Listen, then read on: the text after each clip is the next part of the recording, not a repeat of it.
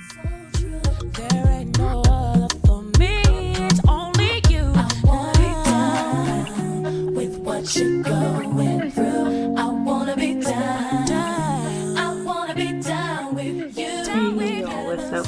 Welcome back to my channel. My name is Derica and you're watching Shelf Love with Tea. Welcome back to another weekly wrap up of my reads and streams. So before we get into this wrap up, you already know that we have to take attendance. Please like, comment, subscribe, and share. Drop your favorite emoji, a green heart, sunflower, book stack, whatever you prefer. Just something letting me know that you were here today rocking with me and get another video. All right, y'all. So we have a few books to discuss. So I'm going to try to jump on in this. So I'm going to try to jump right into this wrap up and not be before you long. As you can see, I have put on some clothes today. We're just getting home from church, so I'm ready to settle in and just enjoy this Sunday evening because it has been a busy week. Probably the busiest week that we've had in a very long time. So I am ready to chillax. Let's see how quickly we can get this done while still doing my wrap up justice. Okay, so first things first, I'll go ahead and discuss my DNF, and it is a concrete DNF. I will not be spinning the blog to check out this book again. That is Delicious Monsters by Lascelles Sandberry. Y'all, I really tried to give this book a try. I actually DNF'd it around chapter 28 or 29. And I'm not exactly sure how far into the book that is because I was listening to it via audio. I don't know. If I can figure the percentage, I'll put it up on the screen. But anyway, so I said that I lost interest. It started to get confusing, dragging on, too many magical elements for my liking. It's just not my cup of tea. It was giving the black version of Monster House, and I actually like that kid movie, but don't want to read a book about it. I think for the right audience, this could be a 4 to a 5 star. So I know going into these fantasy books that, you know, we're stretching our imagination, right? Magic is not real. And, you know, it's a fantasy world. It's a chance to make up a world with abilities and sanctions and things like that. So I know that I have to go into it with an imagination. However, this book was asking me to stretch it a little too much. Like, come on now, a house that's eating people and talking about, oh, the house must like you. And that's why it's allowing you to, you know, like, come back and forth and not have to give anything up. Or when people are staying at this house, it's like it's requiring you to give something up. And I don't want to throw shade on this book. I just know that I am not the right target audience for this book. I really wanted to like it. I really tried to see it through, really tried to be open-minded. It just was just too silly for my liking. But I definitely think if you are a tried and true fantasy reader, you might like that book. All right, so now let's move on to the books that I did complete. First one up that we'll talk about is Never Lie by Frida McFadden. If you are not familiar with Never Lie, I'm going to read it just for you. The book description says, newlyweds Trisha and Ethan are researching for the house of their dreams, but when they visit the remote manor that once belonged to Dr. Adrian Hale, a renowned psychiatrist who vanished without a trace 4 years earlier, a violent winter storm traps them at the estate, with no chance of escape until the blizzard comes to an end. In search of a book to keep her entertained until the snow abates, Trisha happens upon a secret room, one that contains audio transcripts from every single patient Dr. Hale has ever interviewed. As Trisha listens to the cassette tape, she learns about the terrifying chain of events leading up to Dr. Hale's mysterious disappearance. Trisha plays the tapes one by one late into the night. With each one, another shocking piece of the puzzle falls into place, and Dr. Adrian Hale's web of lies slowly unravel. And then Trisha reaches the final cassette, the one that reveals the entire horrifying truth. Crazy, y'all. This book was crazy. I'm giving this book 5 stars. Now, when it comes to Miss Frida, I want to let y'all know, if I'm saying 5 stars, it does not mean that it is just like the world's best writing or anything really just different from like her other books. However, this is my third book now by Frida, and she has done it again with the unpredictable ending and the twists and turns throughout the entire book. Now, I will say I had told Eliza about 52% into it that I'm like, I'm not getting the hype, because at that point, which is halfway through the book, a story was just being told to me. And I'm like, oh my gosh, I did not see how this book could even pick up and become exciting at all. But Frida being who she is, she did it. And I tell my husband, I think I've already got this book figured out, and I still got, 50 something more percent to go. And I was completely wrong. And I loved that, because if you're going to do a book crazy, do it justice with the twists and turns. And she did it. And she did it very well. I was shocked. And even at the ending, with two crazies finding each other.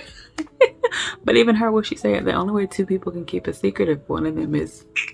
So I'm like, oh my gosh, I would definitely be sleeping. Well, they both would have to sleep with one eye open, really, because how can you trust the other one when you know what they're willing to do in order to save themselves, right? But definitely enjoyed this book.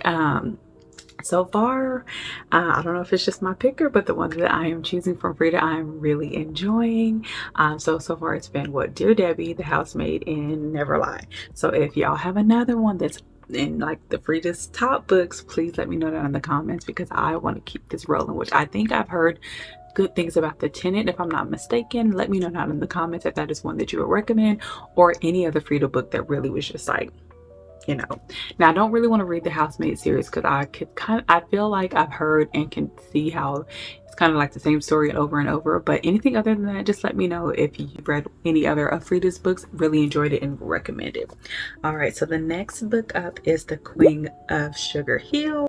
Let's see, I'll go ahead and read the book description for Queen of Sugar Hill, even though we know that it is about Miss Hattie Daniel's life. But it says, fictional portrait of Hattie McDaniel, one of Hollywood's most prolific but woefully underappreciated stars. Agreed. The first Black person ever to win an Oscar for her role as Mammy in the critically acclaimed film Gone with the Wind.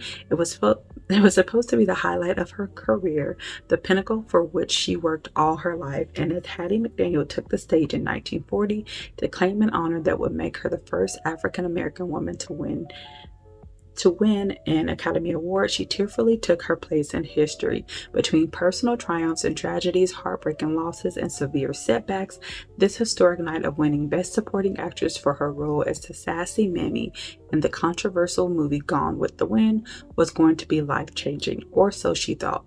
Months after winning the award, not only did the Oscar curse set in where Hattie couldn't find work, but she found herself thrust in the middle of two worlds, Black and white, and not being welcome in either. Whites only saw her as Mammy, and Blacks detested the demeaning portrayal. As the NAACP waged an all-out war against Hattie and actors like her, the emotionally conflicted actor found herself struggling daily. Through it all, Hattie continued her fight to pave a way for other Negro actors while focusing on war efforts, fighting housing discriminations, and navigating 4 failed marriages.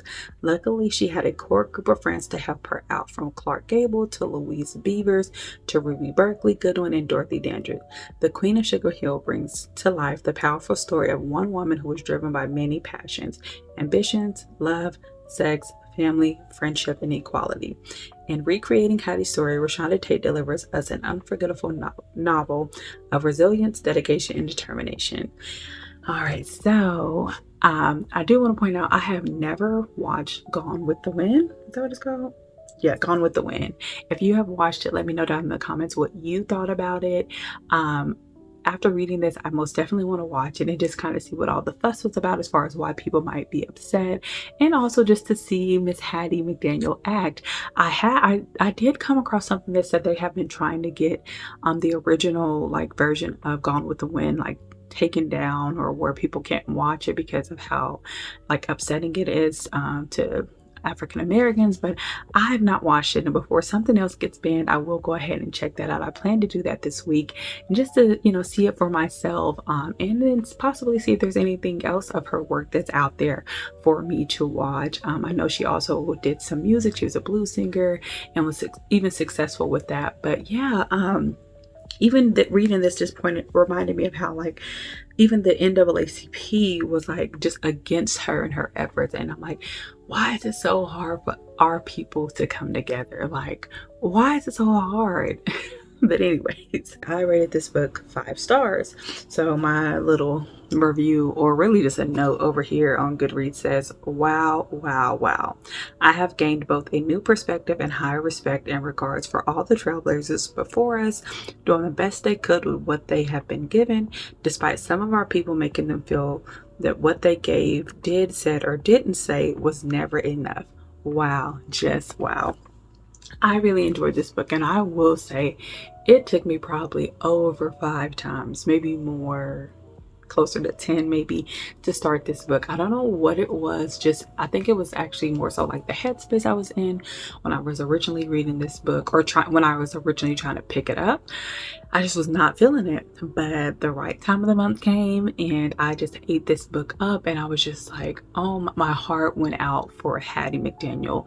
And when I was discussing my frustrations with my husband regarding this book, he's like, I can see both sides, because I was so mad with how she was trying to pave a way. She was being a trailblazer. She was the first black person, it's a black person, a black woman, I'll put it on the screen, to win an Oscar for her role in a movie. But all our people did was just eat her up, in a bad way, for playing a maid. And the quote that was in the book that stuck with me was like, I'd rather play a maid and get paid, I think, $700 than to be a maid in real life and get paid $7. Like, I feel like sometimes the pressure to change the world and to be a trailblazer and create paths and open doors are not realistic. Like, even if I become a celebrity, or I become a doctor, or I'll become a scientist or whatever, because I'm black, there is like this heavy expectation on me to go out there and change the world, open every door for every black person. And it's like, even if I step into that role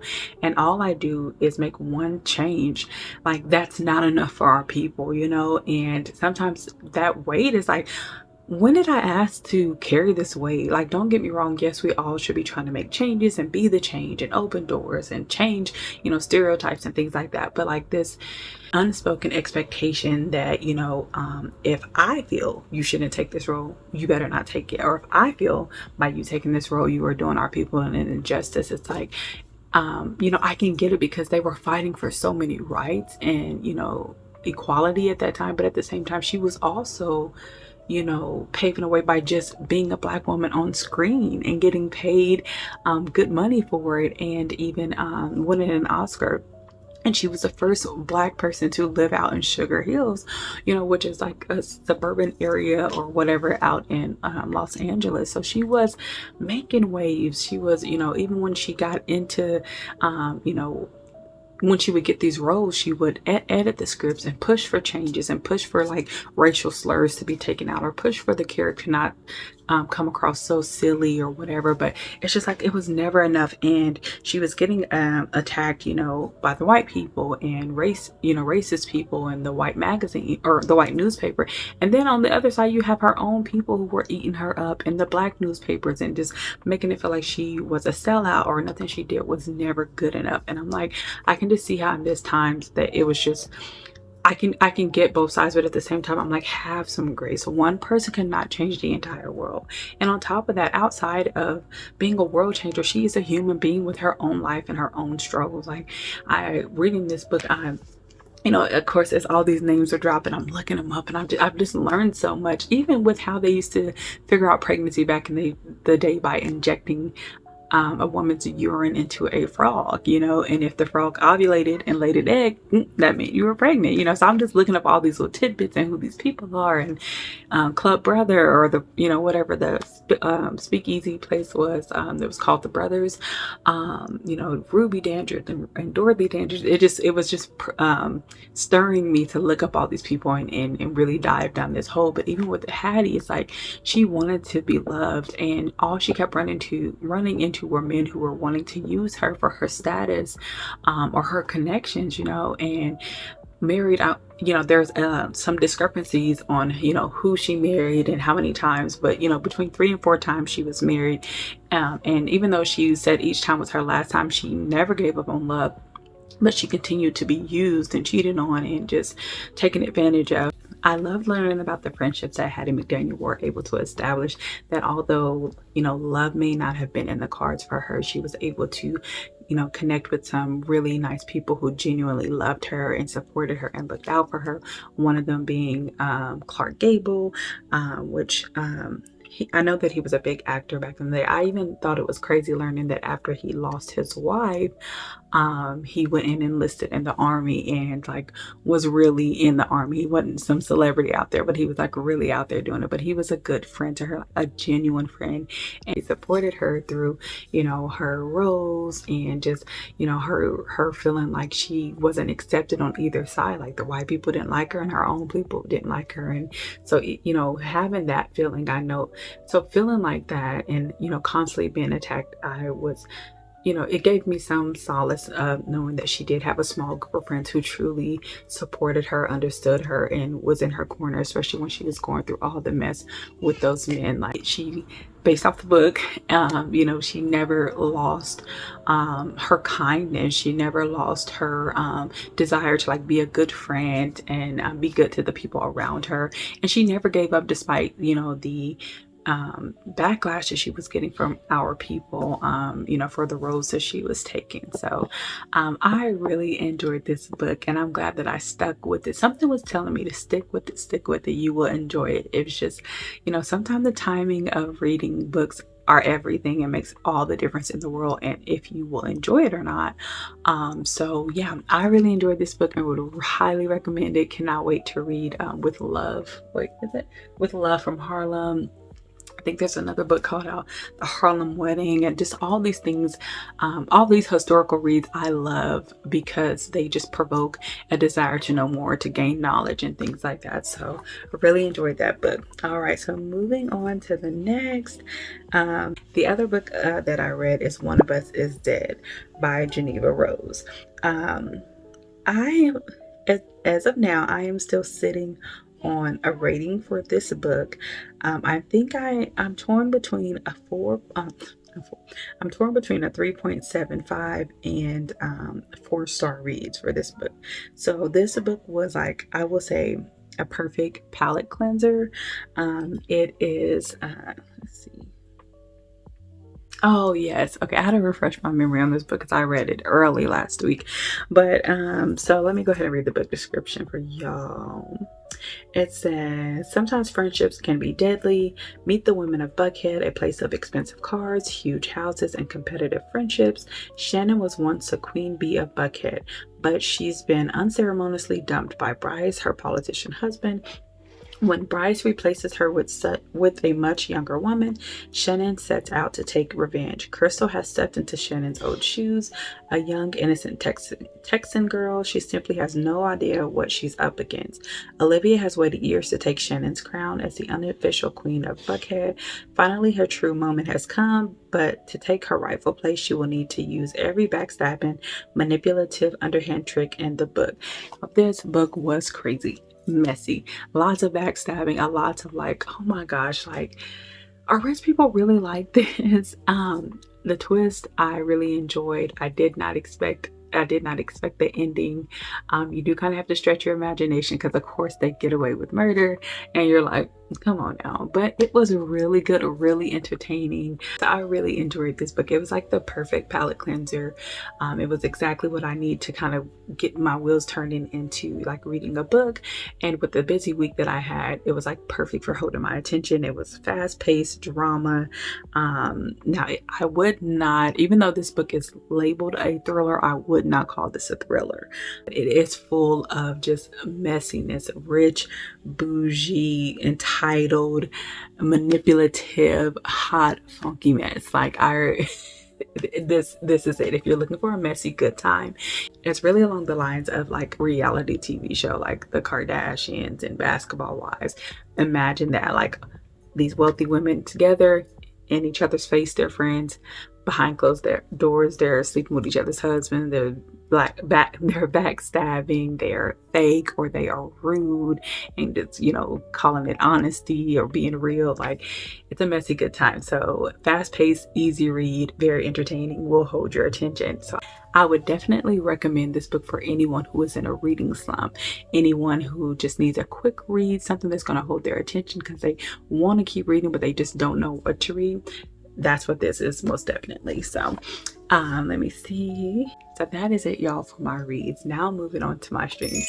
To be honest, y'all, this week was so busy that I didn't really watch anything. I think we finished up, what's it called? Secret Chef, and I was mad about that. I was mad, and then I'm like, this is why y'all have not come back for a second season, because how did this home cook with little to no experience beat this experienced chef who's like a personal chef to celebrities, who has his own business? Like, that just was not mathing. Me and my husband both were upset about that. And then I think I had a day of some downtime where I watched Fatal Attraction, my true crime. Really enjoy this channel that I have found for true crime, because like I said, they have a way of telling the story without making you just feel so heavy, even though this is real life. So I literally just watch one after another.